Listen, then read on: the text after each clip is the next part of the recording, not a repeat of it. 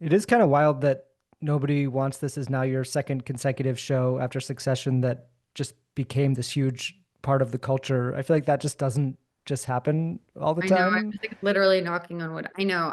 Yeah, I know. I know. It's just like there's so much that so many like phenomenal shows and movies that just like never get their time in the sun. So it's Hmm. like it's kind of I feel very fortunate obviously to be I'm like this is wild to be on two shows that have gotten some attention. Yeah, there's no way around being like that's crazy because it just doesn't happen. And there's a lot of that around this show and Succession. I feel the same way about like it's like so crazy to be on two shows where I'm like deeply close with the cast and feel Hmm. really connected to them um and and that there's like such good vibes from top to bottom. I feel really, really, really lucky, you know. And they're obviously incredibly different shows, but to have like writing that I'm excited about and characters that I'm excited about, I've lucked out for sure. Yeah, I mean, Succession was ostensibly a drama, but had so much comedy in it, including from your character. And Nobody Wants This is much more comedic, but also has some pretty intense stuff in it. So they both sort of also have that balance that I feel like any great show needs is that balance of drama and comedy. Yeah, yeah, there's definitely like opportunities where it's not all like goof, goof, goof, and you know, and it's not all just like serious, Really serious heavy, yeah. severity.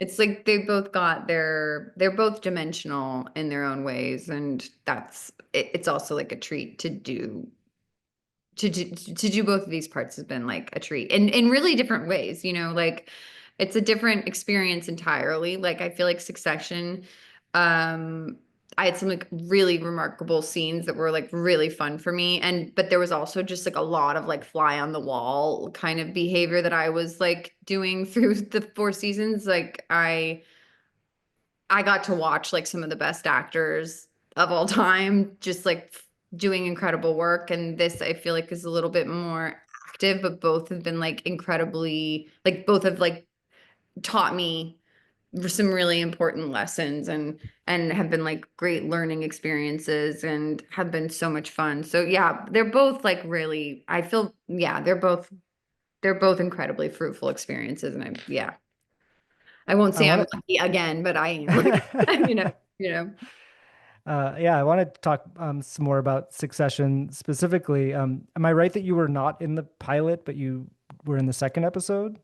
Yeah, Is that yeah. right? So they Yeah. did the pilot without me, and then so it was already made, and it was already like, you know, they had gone through the whole process of getting it greenlit, and then I joined for the second episode. It was like a three episode arc that I signed on for, and So you then thought it might just be that it was going to be this sort of you didn't know that you were going to be part of the entire, four no, no, no, no. seasons. I was for sure like done. My audition was a breakup. Like I was like, I'm out of here. Like I'm just waiting for Santa Fe to come because the whole thing was in Santa Fe that we were gonna break Right. Santa Fe. So I was like the dreaded Santa Fe. I was like, no, I don't want to go. And then yeah, and then I kind of like watched the drafts change and then like Willa didn't leave. And then it was like Willa was actually got in a fight, but Willa was like still not leaving. And then it was like Willa and him don't get in a fight and Willa's just around. And I was like, okay. And I just remember being like, we're not going to say anything. We do not question. We don't mention it. We just pretend that this is normal. So yeah, it was like I was fully expecting for it to be, you know, a short thing. I was on another show at the time. So like I Oh, also, really? you know, yeah, I was doing this show that was like a David E. Kelly show based off of a Stephen King novel called Mr. Mercedes that was like on the Audience Network with Brendan Gleeson was the lead of it and I was kind of like his sidekick detective buddy. And so I was kind of just yeah, it was like I was just thinking, oh, I'm going to do this recurring while I do this other show. I didn't think, you know, it was going to turn into anything more than a few episodes. And Yeah. If that other show had taken off, would you not have been able to stick around on Succession, do you think? well, I did that show for 3 seasons, and they just my agents just did an incredible job of juggling my agents and both of the line producers of both shows, and honestly Miss Maisel was at the same time, so Mm. like these 3 shows kind of like helping each other out to make sure that I could like do some of them, but there were also times where I like would be stuck on Mr. Mercedes and couldn't go do Succession, and I just like watch my character get like axed out. Oh no. Yeah, it was truly, there were some painful moments to lie and be like, oh, it was completely smooth sailing. It was like definitely like challenging because you don't want to be written out of anything you're doing, but you really don't want to be written out of Succession. So yeah, there were some episodes that I just couldn't accommodate in the beginning. And then once that show released me, which was like 2 seasons in, I became a regular on Succession, and then I was like fully available to them. I was researching you for this and seeing that you really got your start in theater, which made it so funny that the theater stuff around Willa, especially at the beginning, I mean, what did you make of that in the scripts and playing that, just sort of the way that the theater world is, you know, not so subtly mocked on Succession and her Yeah. role in it and all that?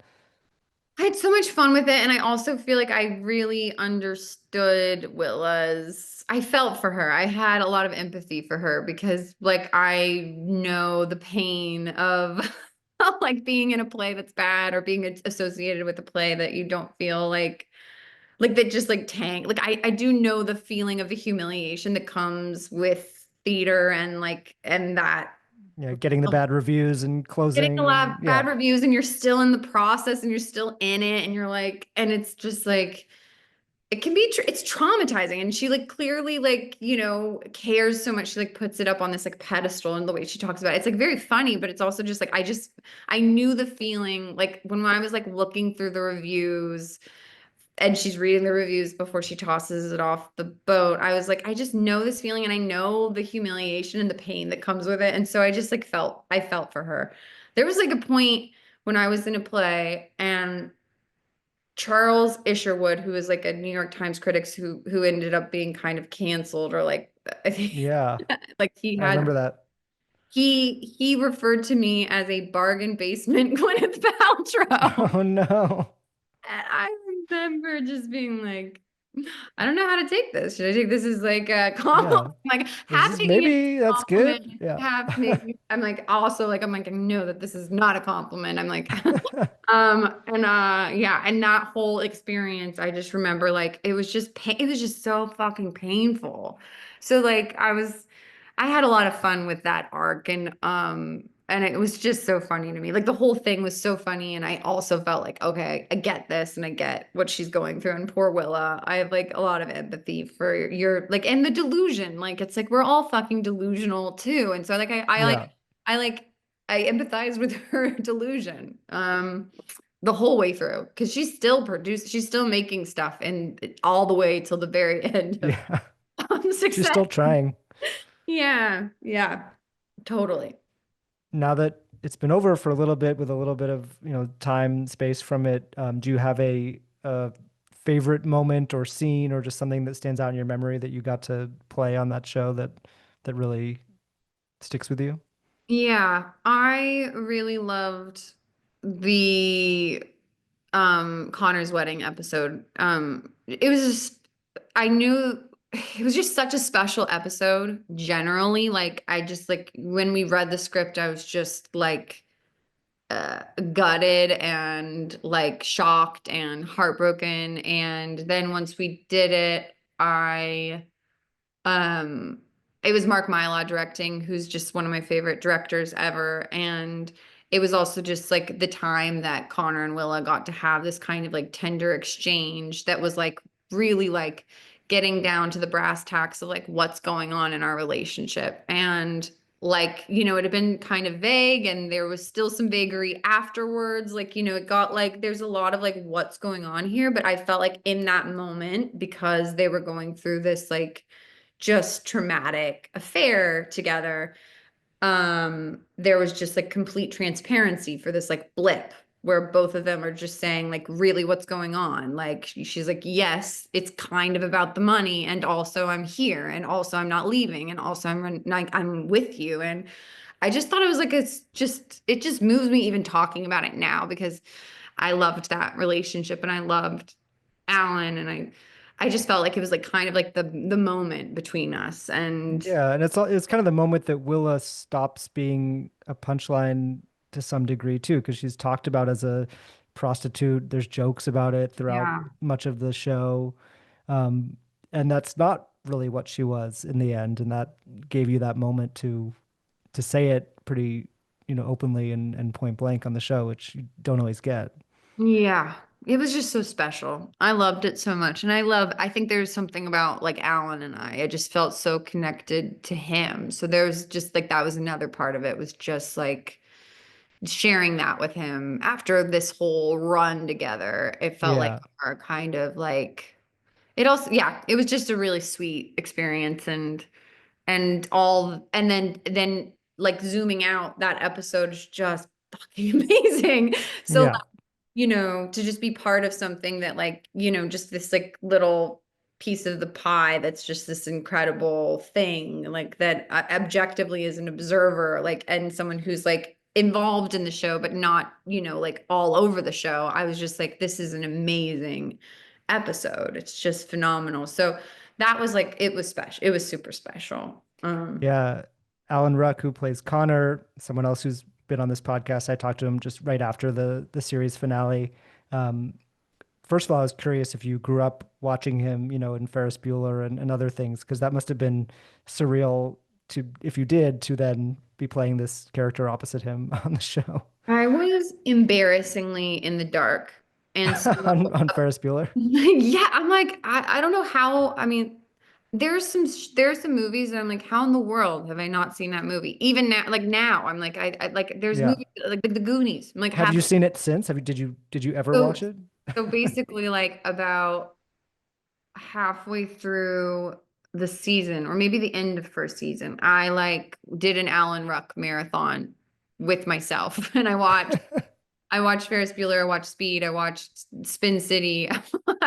I just watched a bunch of his stuff over a break that we had. And I am glad that I hadn't watched those things before because it might have been a little bit like I might have been intimidated. I mean, Hmm.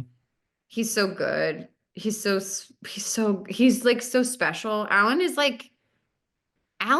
amazing. I think I'm like glad that he got like a moment in the sun because, Yeah. and he's going, I hope he has many more because he, um, if you look at the text that he's saying on that show, if you just look at the writing for the things that he has to say, they are like, he says the most bonkers shit on that show.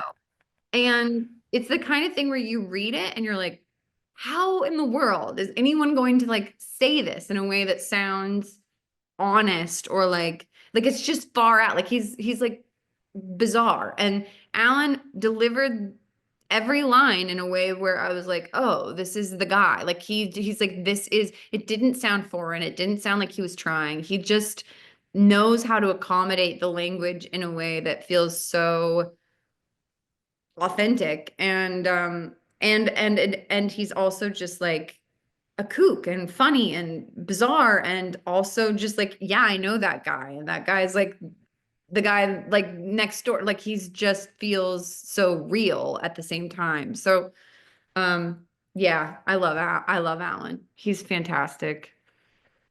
The thing that he told me when we talked right after the end of the show was that he was sort of looking ahead to the relationship between Connor and Willa and basically saying that their marriage is doomed. It's not going to work out.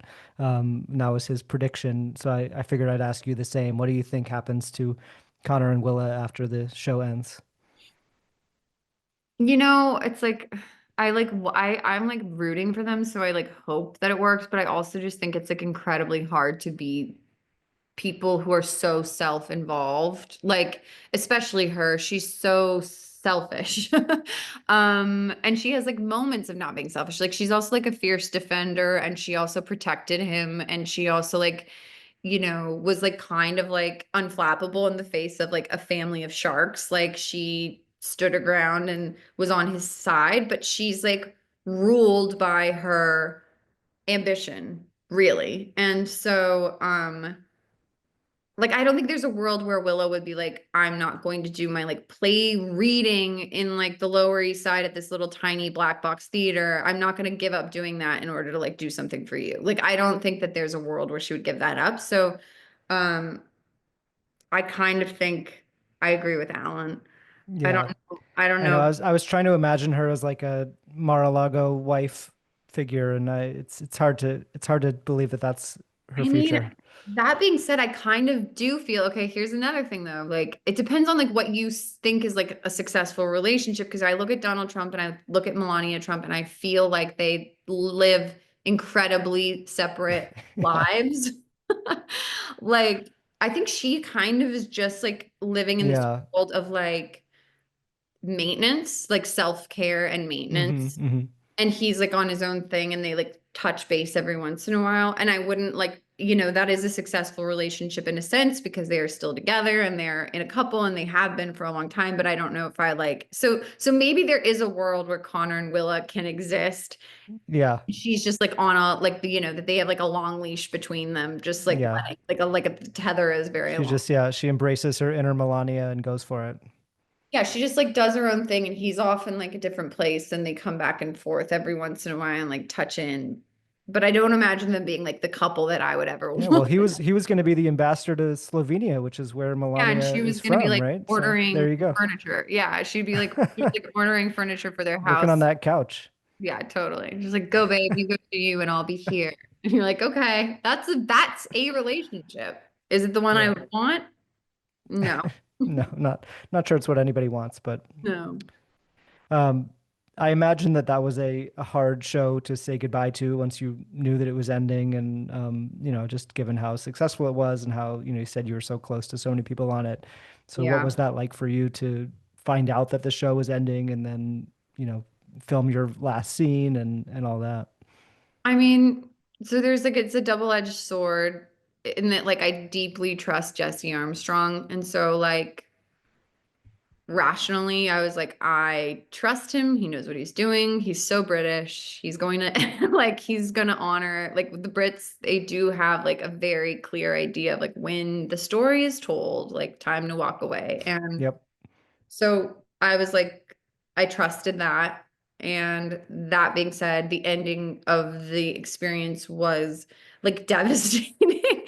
And my last scene was like, we wrapped and I like hyperventilated, cried in a way like a kid does when they like get in like crazy, like just like the kind of like, and I'm gonna miss you. It was just like, it was terrible. It was terrible. And like, and I just, we all, it was like, it was the family and me. And I also was just so happy to be in that like group. It was just like a sweet, like I got to be with like, it was like a sweet last scene. We like watched the video of Logan. I don't know if you remember that scene where they're watching the video of Logan, Hmm. and then like and we did the scene and then it ended, and it was like, Sarah and Kieran and Alan and Jeremy and I, and we just did like a group hug, and then I just started crying like a baby, like a child. And I'm sure everyone was a little startled because it's also a bunch of British, it's a lot Yeah. of British You're people like, who okay. are just like so not on that wavelength. So I think they found it endearing, but also they were like, this is a wild show of emotion right now. Um, and the next day I woke up feeling like I drank a bottle of tequila because I'd cried so hard. Oh my God. Yeah. So it was like, yeah, it was sad and it was, yeah, heartbreaking, honestly. But it was mostly like at that point, less about like, oh, I'm so sad this story is over, because I knew it was going to be a good ending. And it was more just like, oh, these are my friends and we've traveled the world. And I'm like, Snook lives in Australia and Matthew lives in London, and Kieran lives in New York and I'm in LA, and we all have our lives, and it's like a sad thing when you've done 6 years, because it was 4 seasons, but with the pandemic it kind of stretched it all out to like 6 years. So I went from 27 to 33 on that show. And that's like a long time to spend with a crew of people that you love. So it's just like leaving like a really intense summer camp with like people that you love. And it was devastating. It was Yeah, I devastating. mean, and because of the way this business works too, it's like you don't know if you're going to get that kind of experience again. I mean, but it sounds like you kind of have with this show. Yeah, I definitely am like, yes, I feel really close to KB and I feel really close to Tim and all of them. I feel like I really like, it's like a great group and we've gotten super tight and, who knows how many seasons we'll have, but I do feel like, it comes with the territory of like a longevity and like time together. Um, and it's cool to be like, I'm collecting new, really close friends in my like mid to late mid 30s. Like that's a cool thing. Like I Yeah, do doesn't think, always happen.